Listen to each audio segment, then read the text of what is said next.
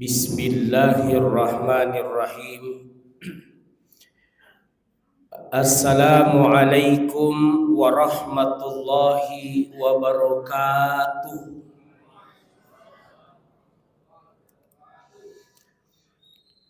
Alhamdulillah. Alhamdulillahilladzi an'ama alaina bi ni'matil iman wa bi ni'matil islam. Asyhadu an la ilaha illallah wa asyhadu anna Muhammadar Rasulullah. Allahumma salli ala sayyidina Muhammad wa ala alihi wa ashabihi wa man tabi'ahum bi ihsanin ila yaumiddin, amma ba'du. Ma'asyiral muslimin dan muslimat, sidang jemaah tarwih yang insyaallah dimuliakan dan dirahmati oleh Allah Subhanahu wa taala. Alhamdulillah, segala puji bagi Allah Tuhan semesta alam yang telah memberikan nikmat begitu besar kepada kita semua. Nikmat itu Allah tidak pernah berhentikan kasih kepada kita, Pak.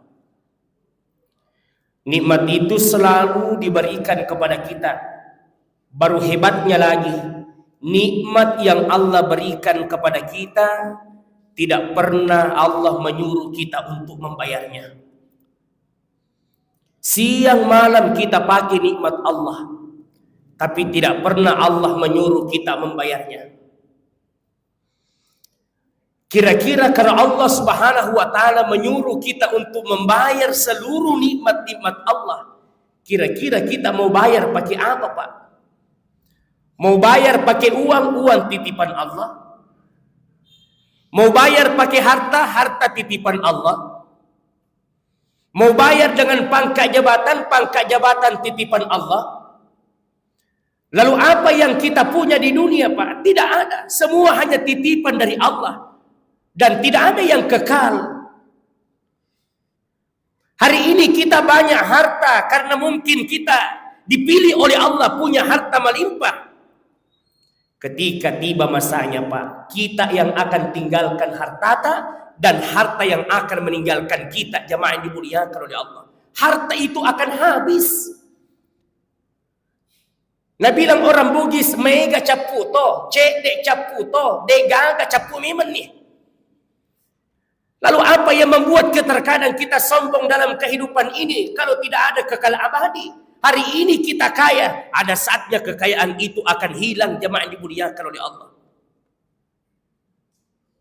Hari ini kita dihormati karena pangkat jabatan kita tinggi. Orang mencium tangan kita, orang ruku-ruku di depan kita, orang memuliakan kita. Demi Allah, jemaah yang dimuliakan oleh Allah, pangkat jabatan adalah titipan dari Allah Subhanahu wa taala. Kata Allah, "Afahasibatum annama khalaqnakum abasan wa annakum ilaina la turja'un." Ini teguran dari kita. Allah mengatakan, "Afahasibatum annama khalaqnakum."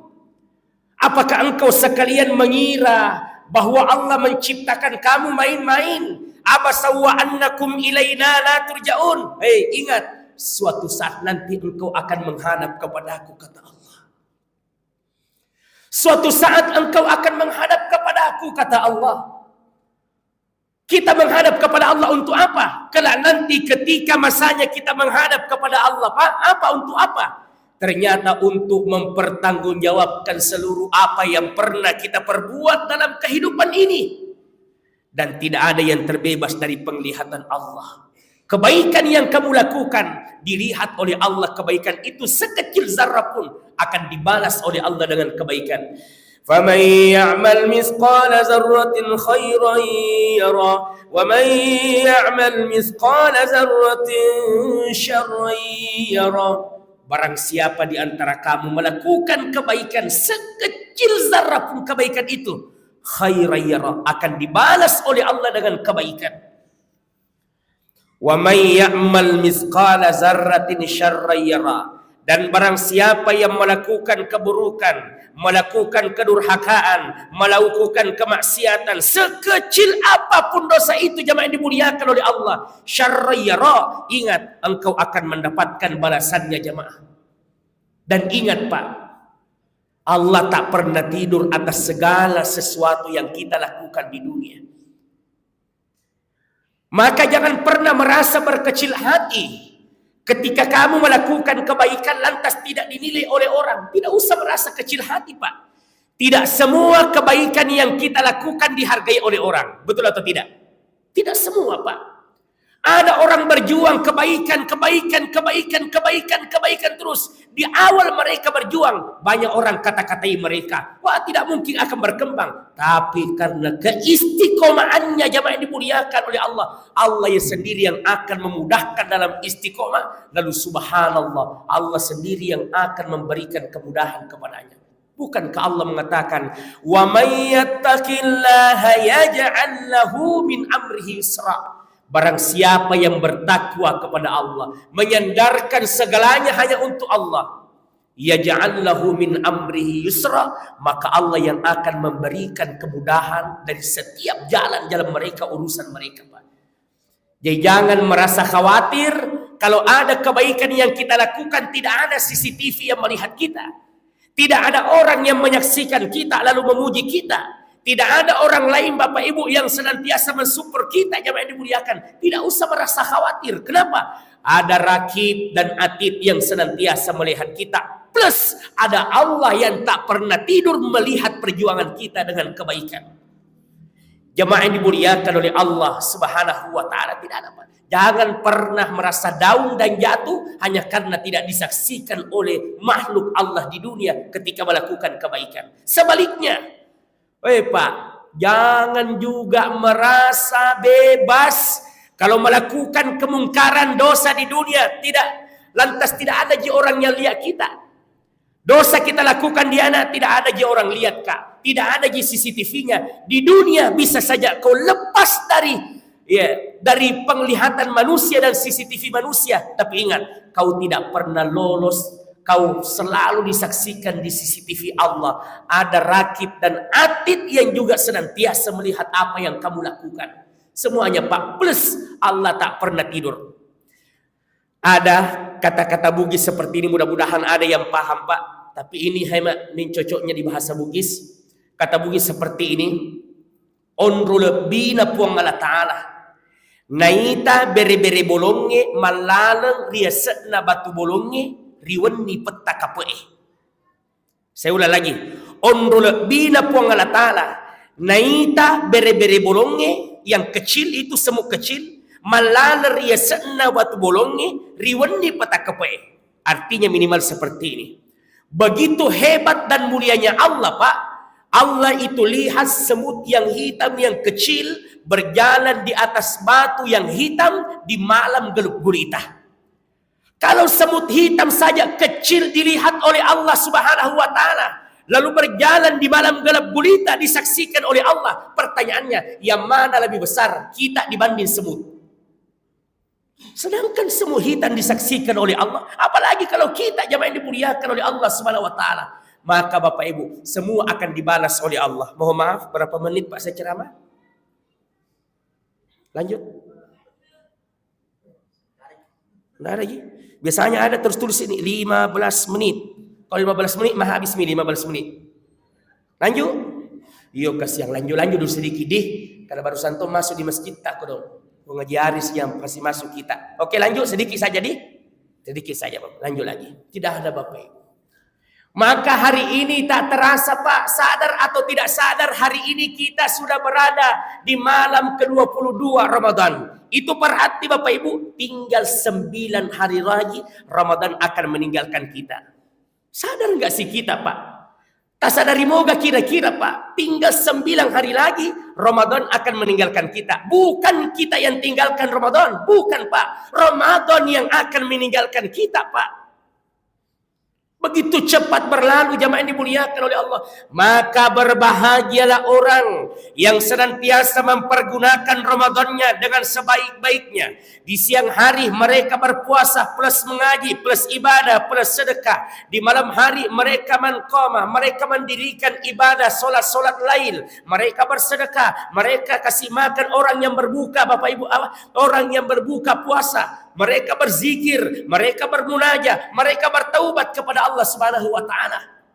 Tapi alangkah ruginya jemaah yang dimuliakan oleh Allah, yang dikasih umur oleh Allah, dapati bulan Ramadan, lalu mereka tak pernah bertaubat kepada Allah Subhanahu wa taala. Inilah Pak, Ramadan dikenal dengan syahrul maghfirah, bulan yang penuh dengan ampunan Allah. Raih ampunan Allah, Pak. Tidak ada di antara kita yang tidak punya dosa, Pak. Sadari diri kita. Tidak ada di antara kita yang suci dari dosa, Pak. Semua kita punya dosa, jemaah yang dimuliakan oleh Allah. Saatnya minta ampun kepada Allah Subhanahu wa taala.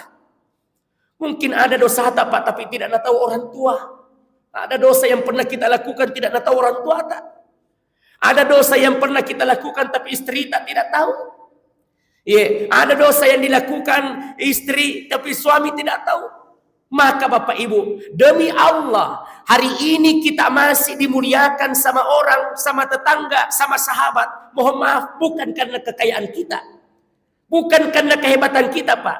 Akan tetapi hari ini kita masih dihargai dan muliakan. Kenapa? Karena Allah masih sayang kita. Allah masih tutupi kita punya dosa dan aib. Allah masih tutup, Pak. Andai kata Allah buka aib kita, dosa kita, Pak, maka mohon maaf, demi Allah, saya sendiri tidak ada orang berani duduk di depanku sekarang. Saya dalam keadaan ceramah, andai kata kita lihat dosa yang pernah saya lakukan. Wih, banyaknya paling dosanya itu Ustaz kah? Kenapa ki mau duduk? Banyaknya paling dosanya itu Pak Mardiono, contohnya Bapak Ibu. Banyaknya paling dosanya itu Pu Imam, rokok-rokok makin di belakangnya, sujud-sujud makin di belakangnya. Apa kata? Memang begitu jemaah yang dimuliakan oleh Allah. Tapi Allah sayang kita. Allah cinta kita. Allah tutupi kita punya aib dan dosa.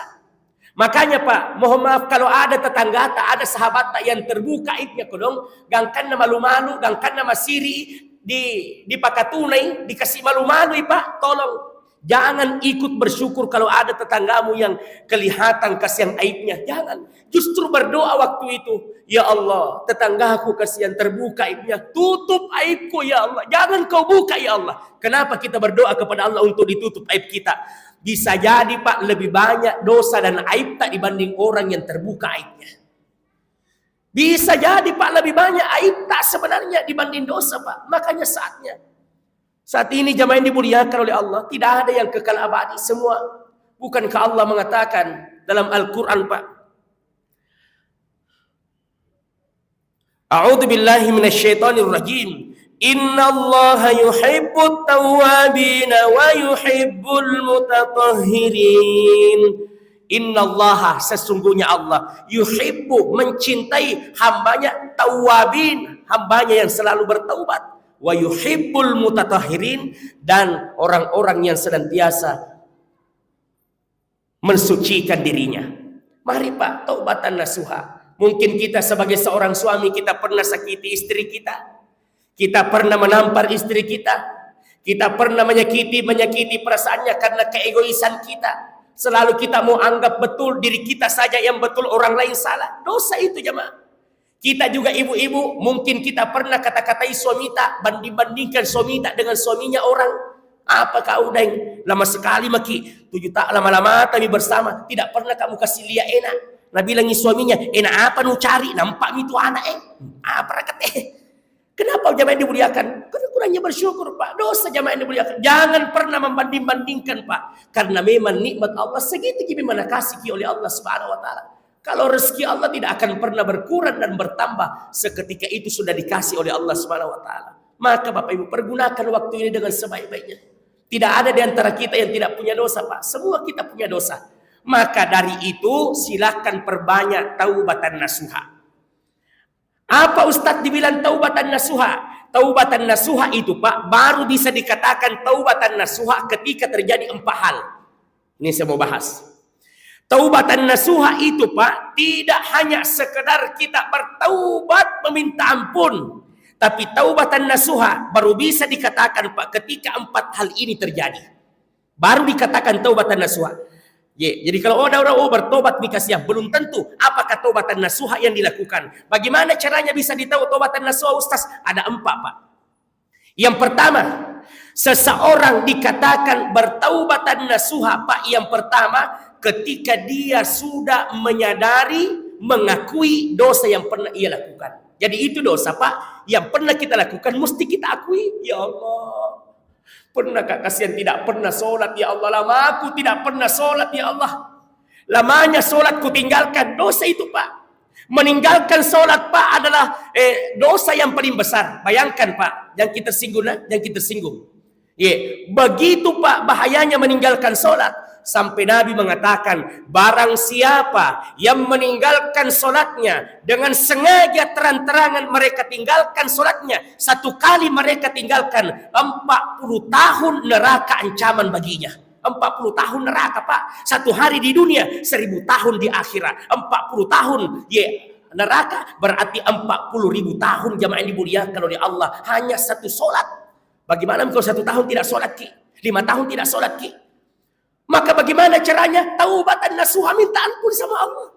Mumpung Allah masih kasih kita nikmat penglihatan, nikmat hidup. Saatnya kita Bapak Ibu mempersiapkan bekal kita untuk kehidupan kita. Mate ki baja sangat dia Pak. Mate ki baja sangat dia Bu. Ketika kita itu datang, kematian itu datang, tak satu pun manusia yang mampu menyelamatkan dirinya meskipun dia kaya. 1, harus kita akui, maafkan saya ya Allah. Wih kasih pura kama pengadi puang, pura kak kasih bersina, pura kasih pego dosa, pura kak berbohong. Ini akui kepada Allah. Kemudian yang 2, setelah ada pengakuan di hadapan Allah kita melakukan dosa, harus ada penyesalan, disesali. Jangan cuma diakui, tapi harus hadir penyesalan. Ya Allah, lama tidak sholat kayak Allah, menyesal sekali kayak Allah. Ternyata banyaknya waktu emas yang saya buang selama ini ya Allah. Saya sesali betul ya Allah. Tandanya dia sesali Bapak Ibu. Betul-betul dia menangis di hadapan Allah. Dia bangun bertaubat minta ampun, menangis di hadapan Allah. Sampai keluar air matanya. Itulah keluarnya air mata karena menyesali dosanya itu Pak Bu. Dia takut kepada Allah. Biasanya air mata itu Pak, 1 tetes yang jatuh itu karena takut kepada Allah. Dengan taubat betul-betul yang mampu memadamkan apinya neraka sebesar Uhud. Karena takutnya kepada Allah. Ya. Maka Bapak Ibu, yang kedua, yang ketiga, setelah kita sadari dan mengakui hadir penyesalan, kita sesali dosa itu, yang ketiga barulah dikatakan dengan taubatan nasuha. Ketika yang ketiga berjanji untuk tidak melakukannya lagi. Saya berjanji Allah tidak mau betul, maafkan saya ya Allah. Bagaimana Ustaz kalau mau ulang lagi? Bertaubat lagi, bertaubat seterusnya. Yang keempat jamaah yang dimuliakan, baru dikatakan taubatan nasuha. Yang pertama menyadari, mengakui, yang kedua menyesali, kemudian yang ketiga berjanji untuk tidak melakukannya lagi, kemudian yang keempat dikatakan taubatan nasuha, mengganti segala keburukan-keburukan yang selama ini kita lakukan dengan kebaikan. Kalau dulu tidak pernah Ki sholat berjamaah Bapak Ibu karena mak bambong Ki misalnya melakukan dosa dan maksiat, saatnya sekarang sadari diri kita Pak, ganti dengan kebaikan. Dulu tidak pernah berjamaah, masuk maki sekarang berjamaah. Dulu tidak pernah bersedekah, bersedekah maki sekarang. Ganti keburukan-keburukan itu dengan kebaikan. Insya Allah kita akan mendapatkan predikat takwa, predikat taubatan nasuha Bapak Ibu. Terus melakukan istiqomah, melakukan kebaikan sampai Allah mengatakan, ya ayyatuhan nafsul mutmainnah farji'i ila rabbiki radiyatan mardiyah fadkhuli fi ibadi wadkhuli jannati. Masuklah engkau ke dalam surga wahai hambaku. Masya Allah. Semoga kita semua dipilih oleh Allah. Masuk ke dalam surganya Allah subhanahu wa ta'ala. Amin, amin ya rabbal alamin. Saya Ramdanil Ambotuo mengucapkan banyak terima kasih atas waktu yang diberikan kepada kami untuk berdakwah. Doakan kami, insyaallah setelah nanti tarwih kami akan kembali ke Kabupaten Sidrap untuk melanjutkan perjalanan dakwah kami di sana. Lanjut lagi ke Wajo, lanjut ke Sulawesi Barat, Wonomulyo, insyaallah sampai Lebaran. Terima kasih semuanya. Wabillahi taufiki wassa'adah. Assalamualaikum warahmatullahi wabarakatuh.